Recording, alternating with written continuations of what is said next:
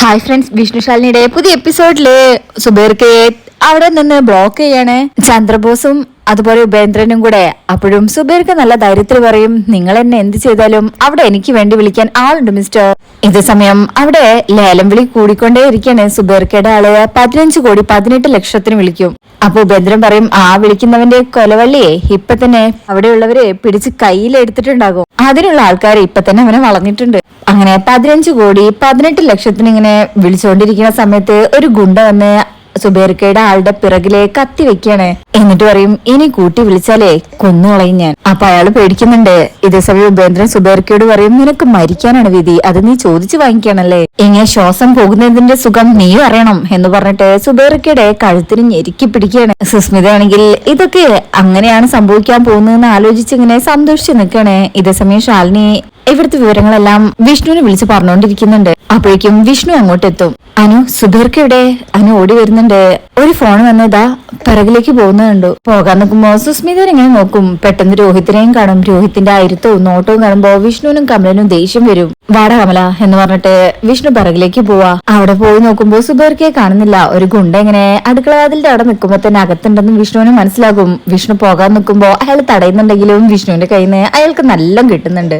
ശേഷം പിന്നെ കമലന്റെ കയ്യിൽ നിന്നാണ് കിട്ടുന്നത്. അപ്പോഴേക്കും വിഷ്ണു അകത്തേക്ക് ഓടിച്ചെല്ലും. ഇതേ സമയം അവിടെ ലേലം വിളിക്കുന്നിടത്ത് ആ കത്തി വെച്ചത് കാരണം അയാൾക്ക് പിന്നെ കൂട്ടി വിളിക്കാൻ പറ്റുന്നില്ല.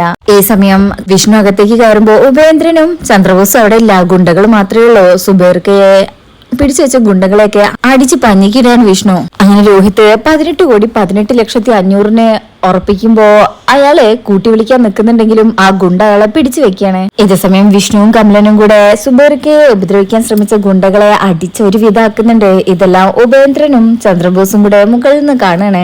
ഇപ്പൊ നമ്മള് അവന്റെ കൺമുന്നിൽ ചെന്ന് പെടുന്നത് അപകടമാണ്, താവാ എന്ന് പറഞ്ഞിട്ട് അവരവിടുന്ന് പോകും. ഇതേസമയം സുബൈർക്കയുടെ ആള് പണം കൂട്ടി വിളിക്കാൻ തുടങ്ങുന്നുണ്ടെങ്കിലും ആ ഗുണ്ട അയാളെ അവിടെ നിന്ന് എഴുന്നേൽപ്പിച്ച് കൂട്ടിക്കൊണ്ടു പോവാ. അനുവിനാണെങ്കിൽ ഒന്നും ചെയ്യാൻ പറ്റാതെ ഇങ്ങനെ നിൽക്കണേ. വിഷ്ണുവും കമലനും ഇതൊന്നും അറിയുന്നില്ലല്ലോ. സുബൈർക്കയും അങ്ങനെ വിഷ്ണുവും കമലനും കൂടെ ഇവിടെയുള്ള ഗുണ്ടകളൊക്കെ അടിച്ചോടിക്കാണ്. കമല, സമയം കളയാനില്ല, സുബൈർക്ക വാ എന്ന് പറഞ്ഞ് വിഷ്ണു അവരെ കൂട്ടി പുറത്തേക്ക് വരികയാണ്. ഇതേസമയം സുസ്മിതയാണെങ്കിൽ സമാധാനത്തില് ആ ചെയറിൽ പോയിരിക്കും. വിളിക്ക് രോഹിത്തെ, ലേലത്തിന്റെ അവസാനത്തെ വിളി 15 കോടി 19 ലക്ഷം. അങ്ങനെ 15 കോടി 19 ലക്ഷം 3 തരം എന്ന് പറഞ്ഞ് മൂന്നാമത്തെ പ്രാവശ്യം പറയാൻ തുടങ്ങുമ്പോഴേക്കും MDMA വിഷ്ണു അവിടുന്ന് സുബൈർക്കയെ കൂട്ടി വരുന്നത് കാണുമ്പോഴേക്കും എഴുന്നേറ്റ് നിന്നിട്ട് 15 കോടി 19 ലക്ഷത്തിന് ലേലം ഉറപ്പിച്ചിരിക്കുന്നു രോഹിത്തിന്റെ പേരിൽ. വിഷ്ണു അങ്ങ് ഷോക്കായി പോവും. വിഷ്ണു സുബൈർക്കയും കമലനും ആകെ സങ്കടത്തിലാവാണ്. ഒരു ചെറിയ സമയത്തിന്റെ പിഴവെന്ന് പറയാൻ പറ്റൂല. ആ MDMA ഇവർ വരുന്നത് കണ്ട് ചാടി എഴുന്നേറ്റതാണ്. ഇത് കേൾക്കുമ്പോ രോഹിത്തിനും സുസ്മിതയ്ക്കും സന്തോഷാവും. സുസ്മിത എഴുന്നേറ്റ് നിന്ന് കൈ അടിച്ചിട്ട് കൺഗ്രാറ്റുലേഷൻസ് എന്ന് പറഞ്ഞ് രോഹിത്തിന് കൈ കൊടുക്കാണ്. വിഷ്ണുവിനാണെങ്കിൽ വലിയ സങ്കടാകും. സുസ്മിത വിഷ്ണുവിനെ ഇങ്ങനെ നോക്കുന്നുണ്ട്. രോഹിത്തും ശേഷം അവരിങ്ങനെ സന്തോഷിച്ച് ചിരിക്കാണ്. രോഹിത്തിന്റെ പേരിൽ ലേലം ഉറപ്പിച്ചത് കേൾക്കുമ്പോ അകത്ത് നിൽക്കുന്ന ഉപേന്ദ്രനും ചന്ദ്രബോസിനും സന്തോഷമാകും. സുബൈർക്ക് പറയും, സോറി വിഷ്ണു, ഒരു സർപ്രൈസ് പോലെ തനിക്ക് ഈ വീട് തരണമെന്ന് എനിക്കൊരു ആഗ്രഹം ഉണ്ടായിരുന്നു. സ്വന്തം വീട് നഷ്ടപ്പെടുമ്പോ ഉണ്ടാവുന്ന വേദന കൊണ്ട് അതറിയാവുന്നത് കൊണ്ട് ശ്രമിച്ചതാണ്, പക്ഷേ പരാജയപ്പെട്ടു പോയി. വിഷ്ണുവിനും ചിലപ്പോ ഇതിനും വലിയ അംഗത്തിലൂടെ മാത്രമേ ഇത് നേടിയെടുക്കാൻ കഴിയുമെന്ന് സർവേശ്വരൻ തീരുമാനിച്ചിട്ടുണ്ടാകണം. പോട്ടെ, ഈ പരാജയം വിജയത്തിന്റെ മുന്നോടിയായിട്ട് ഞാൻ കാണുന്നുള്ളൂ. ഇനിയുള്ള ശ്രമവും എനിക്ക് അതിന് വേണ്ടിയിട്ടുള്ളതായിരിക്കും. അങ്ങനെ പണമൊക്കെ രോഹിത് അവിടെ അങ്ങനെ കൊടുക്കും. അവരതൊക്കെ എണ്ണി നോക്കുകയാണെ. സുസ്മിത പറയും, വാ രോഹിത്തെ എന്ന് പറഞ്ഞ് കൂട്ടിക്കൊണ്ട് പോവാണ് വിഷ്ണുവിന്റെ മുന്നിലേക്ക്. അങ്ങനെ സുസ്മിത പറയും, ഈ വീട്ടില് ഒരു അടിമയെ പോലെ കഴിഞ്ഞിരുന്ന ഇവൻ ഇന്ന് ഈ വീട്ടിന്റെ അമരക്കാരനാ. അമരത്ത് ഇവനാണെങ്കിലും ഇവിടെ എന്ത് നടക്കണം എന്ത് നടക്കണ്ട എന്നുള്ള അവകാശമൊക്കെ ഞാനിങ്ങ് എഴുതിയെടുത്തിരിക്കുക. എന്നാലല്ലേ എനിക്കിഷ്ടമുള്ള കാര്യങ്ങളൊക്കെ ഇവിടെ നടത്താൻ പറ്റൂ. വിഷ്ണു ഇങ്ങനെ രോഹിത്തിനെ നോക്കുമ്പോ രോഹിത്ത് ഒരു ചതിയിലൂടെ ഇങ്ങനെ വിഷ്ണുവിനെ നോക്കുകയാണ്. ആ കണ്ണുകളില് വല്ലാത്ത ചതിയുണ്ട്. ഞാൻ മനസ്സിൽ കാണുന്ന പല ബിസിനസിന്റെയും ഹെഡ് ഓഫീസ് എന്ന് പറയുന്നത് ഈ വീടായിരിക്കും. കോടികൾ കൊടുത്ത് വിലക്കെടുത്തത് ഇവിടെ ഒരു കുളം കുത്താൻ തന്നെയാ, വലിയൊരു കുളം. ഇടയ്ക്ക് ഫാമിലിയായിട്ട് ഇടയ്ക്കൊക്കെ ഇങ്ങോട്ടൊന്ന് ഇറങ്ങുന്നേ, പഴയ ഓർമ്മകൾ പുതുക്കാം. ആ കുളത്തിൽ എല്ലാവർക്കും അഴിച്ചു നനച്ച് കുളിക്കുകയും ചെയ്യാം. ഡി എന്ന് പറഞ്ഞ് വിഷ്ണു പോകുമ്പോ രോഹിത് മുന്നോട്ട് നിൽക്കും. അപ്പോഴേക്കും കമലനും വിഷ്ണുവിനെ പിടിച്ചു മാറ്റാണ്. ഇവിടെ വെച്ച് ഒരു കുഴപ്പം ഉണ്ടാക്കണ്ട ആശാനെ. സുസ്മിത പറയും, കമല നിനക്കും ബുദ്ധിയുണ്ട്, ഇവനെ വിളിച്ചു പോകാൻ നോക്ക്, ഇല്ലെങ്കിൽ ഈ മുറ്റത്ത് തന്നെ ഒരു കുഴി വെട്ടി ഇവനെ അതിലിട്ട് മൂടേണ്ടി വരും. വിഷ്ണു പറയും, അധിക നാൾ നിന്നെ ഒന്നും ഇവിടെ വാഴിക്കില്ലടി ഞാൻ.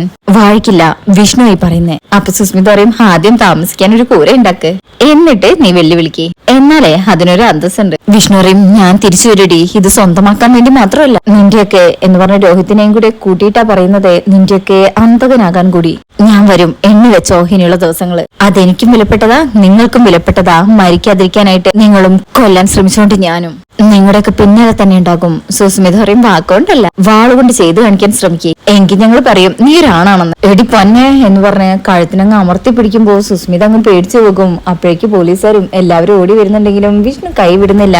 ഡാ പന്നെ എന്നിങ്ങനെ പോലീസിനെ വിളിക്കുമ്പോ അയാളും പേടിച്ചു പോകുന്നുണ്ട്. അങ്ങനെ വിഷ്ണു ദേഷ്യത്തിൽ വിരൽ ചൂണ്ടി സുസ്മിതയോട് പറയും തൽക്കാലം നീ രക്ഷപ്പെട്ടു, പക്ഷേ നിനക്ക് അധികം ആയുസ് ഉണ്ടാവില്ല, കുറിച്ചു വെച്ചോ നീ കേട്ടോടാ പൊട്ടി എന്നിങ്ങനെ രോഹിത്തിനെ നോക്കി വിളിച്ചിട്ട് കമലനോട് പറയും സുബേർക്കെ നോക്കിക്കോ എന്ന് പറഞ്ഞുകൊണ്ട് ആ വീടിങ്ങനെ ചുറ്റും നോക്കി ബാമ ഇങ്ങനെ അവിടെ ഇരിക്കുന്നതൊക്കെ ഇങ്ങനെ ഇപ്പോഴും മനസ്സിലിങ്ങനെ വരികയാണേ. സങ്കടത്തോടു കൂടി വിഷ്ണു അവിടുന്ന് പോവാണ്. കമലനും സങ്കടത്തിൽ തന്നെയാണ്. അനുപല്ലവിക്കും നല്ല വിഷമമുണ്ട്. രോഹിത്താണെങ്കിൽ ചതിയുടെ മുഖപടലം അണിഞ്ഞുകൊണ്ടാ ഇപ്പൊ അവിടെ ഇങ്ങനെ നിൽക്കുന്നത്. പിന്നീട് അനു വിളിച്ച് കാര്യങ്ങളെല്ലാം ശാലിനിയോട് പറയും. ശാലിനിക്കും ഇപ്പൊ സങ്കടമായി. ശേഷം പിന്നീട് കാണിക്കുന്നത് ശ്യാമേനെയാണ്. രാത്രി ശ്യാമ വിചാരിക്കും ഓരോ ദിവസം കഴിയും തോറും എനിക്ക് ഈ വീടും അന്യമായിക്കൊണ്ടിരിക്കുക, എല്ലാവരിലും ഒരു അകൽച്ച ഉള്ളതുപോലെ ഞാനിവിടെ ഒരു അധികപ്പറ്റായി മാറിക്കൊണ്ടിരിക്കുകയാണോ, അതോ എന്റെ തോന്നലാണോ? ആർക്കും വേണ്ടാത്ത പോലെ എന്റെ ജീവിതം ഇതിനകത്ത് അടങ്ങിപ്പോവോ? പപ്പിക്ക് അവകാശികളായി ഇന്നല്ലെങ്കിൽ നാളെ അവര് പപ്പിയെ ഏറ്റെടുക്കും. എന്റെ സങ്കടങ്ങൾക്കും വേദനകൾക്കും കുഞ്ഞേച്ചിക്ക് ഒരുപക്ഷെ ഇനിയും എന്നെ സഹായിക്കണം എന്ന് തോന്നിയേക്കാം. വിഷ്ണുവേട്ടൻ അത് ഉൾക്കൊള്ളണമെന്നില്ല. പപ്പി എന്നിൽ നിന്ന് അകലും. രോഹിത് എന്നിൽ നിന്ന് അകന്നു പോയതുപോലെ പപ്പിയും എന്നിൽ നിന്ന് അകന്നു പോകും. ഞാൻ ഒറ്റയ്ക്കാവും എന്നേനെ വിചാരിച്ചു നിൽക്കുമ്പോ രോഹിത് ഫോൺ എടുക്കുന്നുണ്ട്. നേരെ വിളിക്കുന്നത് ശ്യാമയാണ്. ശ്യാമ ഇങ്ങനെ ആലോചിക്കുമ്പോഴായിരിക്കും ഈ കോൾ വരുന്നത്. രോഹിത് ആണല്ലോ. പതിവില്ലാതെന്താ ഈ വിളി? ശ്യാമ ഹലോ എന്ന് നോക്കിയപ്പോ രോഹിത് പറയും ഈ ശബ്ദം അത്ര പെട്ടെന്ന് മറക്കില്ലെന്നറിയാം. ശ്യാമയ്ക്കും ഇതെന്താ പതിവില്ലാത്തൊരു വിളി? പതിവില്ലാത്തതൊക്കെ സംഭവിക്കുമ്പോ പഴയതൊക്കെ ഒന്ന് ഓർത്തുപോയി, അതുകൊണ്ട് വിളിച്ചതാ. ശ്യാമ പറയും പുതിയ കൂട്ടുകെട്ടും അങ്ങനെ പലതും തേടിപ്പോയപ്പോ ഇങ്ങനെ ഒരുത്തി ഇവിടെ ജീവിച്ചിരിപ്പുള്ള കാര്യം ഓർത്തില്ലല്ലോ. രോഹിത് പറയും കൂടുതൽ പറഞ്ഞു മുഷിപ്പിക്കുന്നില്ല, എനിക്ക് നിന്നെ ഒന്ന് കാണണം. ശ്യാമയ്ക്കും സ്വന്തം തീരുമാനമാണോ അതോ മറ്റാരെങ്കിലും പറഞ്ഞിട്ടുള്ള തീരുമാനമാണോ? രോഹിത് പറയും കഴിഞ്ഞതെല്ലാം മറക്കാനും പൊറുക്കാനും ഒക്കെ ഞാൻ തയ്യാറാണ്. ശ്യാമ ഞെട്ടുന്നുണ്ട്. നിന്റെ അഭിപ്രായം അറിഞ്ഞിട്ട് വേണം എനിക്ക് കാര്യങ്ങൾ മുന്നോട്ട് നീക്കാൻ. ശ്യാമയ്ക്കും എന്നെ കാണാൻ വരുന്ന കാര്യം സുസ്മിത അറിഞ്ഞോ? രോഹിത് പറയും ഞാൻ എന്റെ ഭാര്യയെ കാണുന്നതിലെ സുസ്മിതയുടെ അനുവാദം എന്തിനാ? ശ്യാമ പറയും അല്ല, രോഹിത്തിന്റെ സംരക്ഷണ ചുമതല മൊത്തമായിട്ട് സുസ്മിത ഏറ്റെടുത്തിരിക്കുകയാണല്ലോ. അവളോട് ചോദിക്കാതെ ഉറങ്ങുകയും ചെയ്യാത്ത രോഹിത് ഇപ്പൊ എന്തിനാ ഇങ്ങനെ മനസ്സ് മാറുന്നതെന്നാ ഞാൻ ചോദിക്കുന്നത്. അപ്പൊ രോഹിത് പറയും ഞാനിപ്പോ സംസാരിക്കുന്നത് നമ്മൾ താമസിച്ചിരുന്ന നമ്മുടെ വീടിന്റെ പഴയ ആ ബാൽക്കണിയിൽ നിന്ന് നിന്നെ ഞാൻ അഗ്നിസാക്ഷിയായിട്ട് വിവാഹം ചെയ്ത് കൊണ്ടുവന്ന വീട്. ആ വീടിന്ന് എനിക്ക് സ്വന്തമാ, അതുകൊണ്ടാ എനിക്ക് നിന്നെ ഒന്ന് കാണണമെന്ന് ഞാൻ പറഞ്ഞത്. വരാൻ പറ്റുമോ ഇല്ലയോ നീ ഇപ്പൊ പറയണം. ഞാൻ വരാം. അപ്പൊ രോഹിത് പറയും പിന്നെ ഞാൻ കാണണമെന്ന് പറഞ്ഞത് നിന്നെ മാത്രാ, വരുന്നതും നീ തനിച്ചായിരിക്കണം. ആ സമയമൊക്കെ ഞാൻ പിന്നീട് വിളിച്ച് പറയാം. ശ്യാമ പറയും ശരി. അങ്ങനെ രോഹിത് ആ കോള് കട്ടുകയാണ്. ഇതേ സമയം സത്യമ്മയുടെ വീട്ടില് കേക്കൊക്കെ വാങ്ങിച്ചു വെച്ചിട്ടുണ്ട്. ആ ബാമ്മയുടെ വീടിന്റെ ആ ഫോട്ടോയാണ് കേക്കിലുള്ളത്. അതിന്റെ ചുറ്റിലും MDMAയും സുസ്മിതയും ഉപേന്ദ്രനും ചന്ദ്രബോസും കൂടെ മദ്യപിക്കുകയാണ്. എവിടെ നമ്മുടെ നായകൻ? ഈ സാമ്രാജ്യത്തിന്റെ താക്കോൽ ഏറ്റു വാങ്ങിക്കേണ്ട ആ രാജാവ്, ആ നായകൻ എവിടെ? അപ്പൊ രോഹിത് മുകളിൽ നിന്ന് ഇങ്ങനെ ഇറങ്ങി വരുന്നേ. ബോസ് പറയും ഒന്ന് വന്ന് പിടിപ്പിക്കടാ എന്നിട്ട് സന്തോഷത്തോടു കൂടെ ഈ കേക്ക് കട്ടേ വാട ഇങ്ങോട്ട്. അങ്ങനെ രോഹിത് അവിടെ വന്ന് നിൽക്കുമ്പോ ബോസ് പറയും എല്ലാം നിന്നെ മുന്നിൽ കണ്ടുകൊണ്ടാ ഞങ്ങൾ ചെയ്യുന്നത്.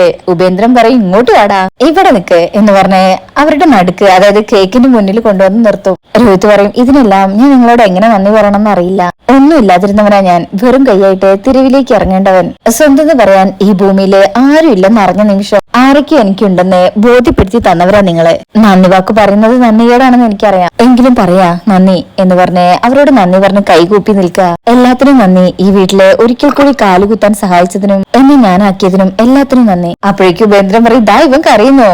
രോഹിത് ശരിക്കും കരഞ്ഞിട്ടുണ്ട്. ഉപേന്ദ്രൻ പറയും ഇവനിപ്പോ ആരാ? നമ്മുടെയൊക്കെ രാജാവ്. രാജാവ് കരഞ്ഞാ അത് ഞങ്ങൾ പ്രജകൾക്കൊക്കെ സങ്കടാവില്ലേ രാജാവേ? കരയാനല്ല ഭരിക്കാനാ ഞങ്ങൾ ഈ വലിയ സാമ്രാജ്യം നിനക്ക് തന്നത്. സത്യമ്മ ഭരിച്ചതുപോലെ ഇനി ഇവിടെ നീയാ ഭരിക്കേണ്ടത്. സുസ്മിത അവിടുന്ന് കേക്ക് കട്ടയാനുള്ള കത്തിയെടുക്കും. ആരാ നീ അനാഥനാണെന്ന് പറഞ്ഞത്? നിനക്ക് ഞങ്ങളൊക്കെ ഇല്ലേ? കൂട്ടായ്മയുടെയും ഒത്തൊരുമയുടെയും വിജയ ഇന്നിവിടെ നടന്നത്. ഈ വിജയത്തിന്റെ പേരിലുള്ളതാ ഈ കേക്ക്, അതുകൊണ്ട് അത് മുറിക്കാൻ ഏറ്റവും യോഗ്യൻ നീ തന്നെയാണ് എന്ന് രണ്ട് കാര്യങ്ങളാണ് നമ്മൾ ആഘോഷിക്കുന്നത്. ഒന്ന് ഈ വീട് നമുക്ക് കിട്ടിയത്, മറ്റൊന്ന് ഇവിടെ തുടങ്ങാൻ പോകുന്ന കൂട്ടു ബിസിനസിന്റെ ഔപചാരികമായ ഉദ്ഘാടനം. രണ്ടിനും തുടക്കം കുറിക്കാൻ നീ ബെസ്റ്റാ. കാരണം നിനക്ക് പോയി രാജയോഗ ഇല്ലെങ്കിൽ കോടിക്കണക്കിന്റെ സ്വത്തിന് ഉടമയായിട്ട് ഇത്ര പെട്ടെന്ന് നീ ഇങ്ങനെ മാറില്ലല്ലോ. അതുകൊണ്ട് ചാത്തനെയും എല്ലാവരെയും ധ്യാനിച്ചുകൊണ്ട് ഐശ്വര്യമായിട്ട് ഈ ചടങ്ങ് നടത്ത്. അല്ല ADM എന്തെങ്കിലും പറയാനുണ്ടോ? അപ്പൊ അയാള് പറയും എന്ത് ബിസിനസ് നടത്തിയാലും സർക്കാരിന്റെ ഭാഗത്തുനിന്ന് എന്റെ എല്ലാവിധ സഹായങ്ങളും ഉണ്ടാകും. ഉപേന്ദ്രൻ പറയും അത് വേണല്ലോ, അതുകൊണ്ടാ ഇപ്പൊ തുടങ്ങാൻ പോകുന്ന ബിസിനസിന്റെ എക്സിക്യൂട്ടീവ് മെമ്പറായിട്ട് ADM ജോൺ അബ്രഹാമിനെ നിയമിച്ചത്. ബോസ് ചോദിക്കും അതെപ്പോ? ദാ ഇപ്പോ. എന്നാ ഓക്കെ, എങ്കിൽ പിന്നെ ഇനി നോക്കണ്ട, നമുക്ക് കേക്ക് കട്ട് ചെയ്യാം. രോഹിത്തെ മുറിക്കട കേക്ക് എന്ന് പറയുമ്പോ രോഹിത് അത് കട്ട് ചെയ്യാണ്. രോഹിത് അത് കട്ട് ചെയ്തിട്ട് ആർക്ക് കൊടുക്കുന്ന അതിങ്ങനെ നോക്കി നിൽക്കണേ. അപ്പോ ബോസ് പറയും എടോ ഞങ്ങൾക്ക് 3 പേർക്കും ഷുഗർ ആണ്, മധുര അലർജി, ഞങ്ങൾക്ക് 3 പേർക്കും കൂടി ചേർത്ത് ഇവൾക്ക് അങ്ങ് കൊടുത്തോ. സുസ്മിതയ്ക്ക് കൊടുക്കാൻ പറയുമ്പോ രോഹിത്തിന് അങ്ങ് പറ്റുന്നില്ല, ഒരിക്കലും പ്രണയിച്ചതല്ലേ, ആ ഒരു ചിന്തയൊക്കെ വരുന്നുണ്ടാവും തോന്നുന്നു. കൊടുക്കടോ. അങ്ങനെ രോഹിത് കൊടുക്കുമ്പോ സുസ്മിത അത് സ്വീകരിക്കും. ബോസ് അവന് രോഹിത്തിനും തിരിച്ചു കൊടുക്കാൻ പറയും. അങ്ങനെ സുസ്മിത കൊടുക്കാൻ നിൽക്കുമ്പോ രോഹിത് അത് വാങ്ങിക്കുന്നില്ല, വേറൊരു എന്തോ ഒരു അവസ്ഥയിൽ നിൽക്കാണ്. അതില് സുസ്മിത അവിടെ ഉണ്ടായിരുന്ന മദ്യം കൂടെ എടുത്തു കൊടുക്കും, ഇതും കൂടെ. അങ്ങനെ സുസ്മിതയുടെ കയ്യിൽ നിന്ന് മദ്യമൊക്കെ ഇങ്ങനെ വാങ്ങിച്ചു നിൽക്കുന്ന രോഹിത്തിനെ കാണിച്ചുകൊണ്ടാ ഈ ഭാഗം കഴിയുന്നത്. അപ്പോ ഇന്നത്തെ റിവ്യൂ ഇഷ്ടപ്പെട്ടിട്ടുണ്ടെങ്കിൽ നിങ്ങളെല്ലാവരും നിങ്ങളുടെ വിലയേറെ അഭിപ്രായങ്ങളെ കമന്റ് ആയിട്ട് രേഖപ്പെടുത്തുക. ചാനൽ ഇഷ്ടപ്പെട്ടിട്ടുണ്ടെങ്കിൽ ലൈക്ക് ചെയ്ത് സബ്സ്ക്രൈബ് ചെയ്ത് സപ്പോർട്ട് ചെയ്യാൻ മറക്കരുത്. താങ്ക്